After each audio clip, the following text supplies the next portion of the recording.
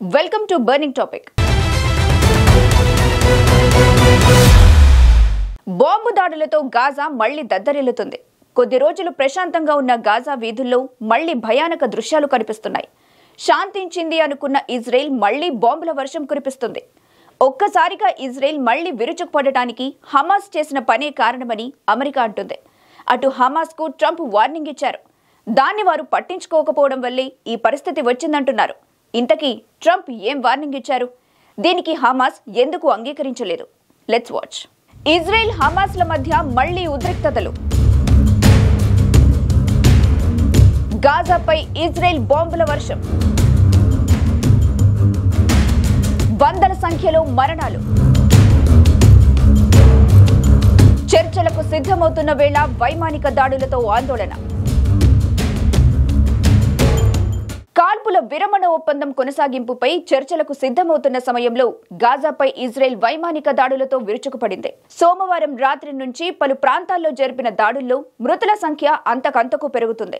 వందల సంఖ్యలో మృతి చెందగా చాలా మంది గాయపడినట్టు గాజా ఆరోగ్య శాఖ వెల్లడించింది.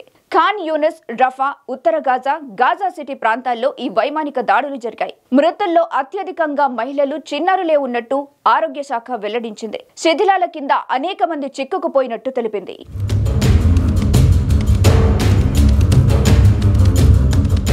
మరోవైపు గాజా ఆసుపత్రుల్లో భయానక పరిస్థితులు నెలకొన్నాయి. పిల్లలు ఐసీయూలో నిండిపోయాయని వైద్యులు చెబుతున్నారు. రఫాలో ఒకే కుటుంబానికి చెందిన 17 మంది మృతి చెందగా ఇందులో 12 మంది మహిళలు, చిన్నారులే ఉన్నట్టు యూరోపియన్ ఆసుపత్రి వెల్లడించింది. అటు ఖాన్ యూసెస్ లోనూ క్షతగాత్రులతో అనేక అంబులెన్స్లు ఆసుపత్రులకు క్యూ కడుతున్నట్టు తెలుస్తోంది.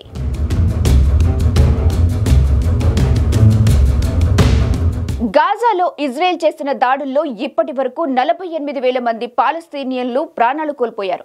చనిపోయిన వారిలో సగం మంది మహిళలు, చిన్నారులే ఉన్నట్టు గాజా ఆరోగ్య శాఖ వెల్లడించింది. అయితే ఇజ్రాయెల్ దాడుల నేపథ్యంలో గతంలో దాదాపు 90% మంది పాలస్తీనియన్లు సురక్షిత ప్రాంతాలకు తరలి వెళ్లగా ఇటీవల కాల్పుల విరమణతో అనేక మంది తిరిగి తమ స్వస్థలాలకు చేరుకున్నారు. ఈ క్రమంలోనే నెతన్యాహు సేనలు భీకర దాడులు మొదలు పెట్టడంతో వారిలో మళ్లీ భయాందోళనలు నెలకొన్నాయి. కాల్పుల విరమణ ఒప్పందాన్ని ఇజ్రాయెల్ ఏకపక్షంగా ఉల్లంఘించిందని, బందీల ప్రాణాలను ప్రమాదంలో పడేసిందని ఈ ఘటనపై హమాస్ ఆగ్రహం వ్యక్తం చేసింది.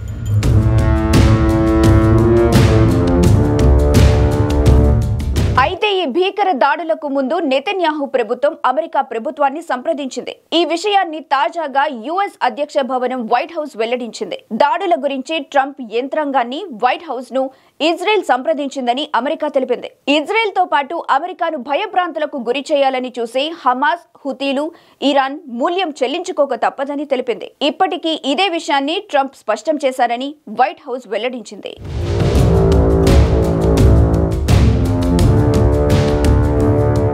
కొద్ది రోజుల క్రితం హమాస్ కు ట్రంప్ హెచ్చరిక జారీ చేసిన సంగతి తెలిసిందే. ఆ సంస్థ చెరలో ఉన్న మిగిలిన బందీలను విడుదల చేయకుంటే గాజాను మరింత నాశనం చేస్తామని బెదిరించారు. బందీలుగా ఉన్న వారందరినీ వెంటనే విడుదల చేయాలని, మరణించిన వారి మృతదేహాలను తిరిగివ్వాలని తెలిపారు. లేకుంటే తగిన ఫలితాన్ని అనుభవిస్తారని హెచ్చరించారు. అందుకు ఇజ్రాయెల్ కు కావాల్సిన ప్రతి దాన్ని పంపుతానని ట్రంప్ తెలిపారు. తాను చెప్పినట్టు చేయకపోతే హమాస్ కు చెందిన ఒక్క వ్యక్తి కూడా సురక్షితంగా ఉండడని, ఇదే చివరి హెచ్చరిక అని వార్నింగ్ ఇచ్చారు. అయితే ఆ హెచ్చరికల్ని హమాస్ పట్టించుకోలేదు. కాల్పుల విరమణ ఒప్పందం నుంచి ట్రంప్, నెతన్యాహు వెనక్కి తగ్గేందుకు ప్రయత్నిస్తున్నారని ఆరోపించింది.